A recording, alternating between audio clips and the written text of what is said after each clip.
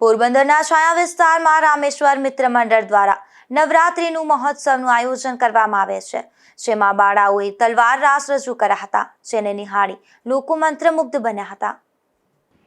પોરબંદરના છાયા વિસ્તારના શેરી ગરબીમાં આજે પણ સનાતન સંસ્કૃતિ જળવાઈ રહી છે. છેલ્લા 30 વર્ષથી રામેશ્વર મિત્ર મંડળ દ્વારા નવરાત્રી મહોત્સવનું પરંપરા આધારિત આયોજન કરવામાં આવે છે. ઉપરાંત અહીં દર વર્ષે કંઈક નવું પણ હોય છે.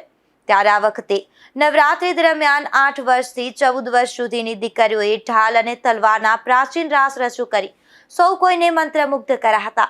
દીકરીઓના તલવાર રાસ જોઈ એમ લાગે છે કે સાક્ષાત માં જગદંબાના દર્શન થઈ રહ્યા છે.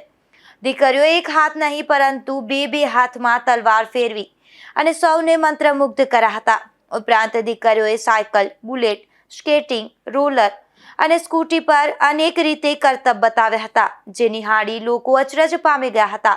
આજે અનેક નવરાત્રી મહોત્સવમાં હિન્દી ફિલ્મી ગીતો પર રાસની રમઝટ બોલાવે છે. ત્યારે આજે સનાતન હિન્દુ સંસ્કૃતિ અને પરંપરા જાળવી આજે શેરી ગરબીઓમાં જોવા મળે છે. હાલના સમયમાં જ્યારે પ્રાચીન ગરબીઓ લુપ્ત થઈ રહી છે, ત્યારે 3 દાયકાથી રામેશ્વર મિત્ર મંડળ દ્વારા પ્રાચીન ગરબીની આ પરંપરા જાળવી રખાય છે.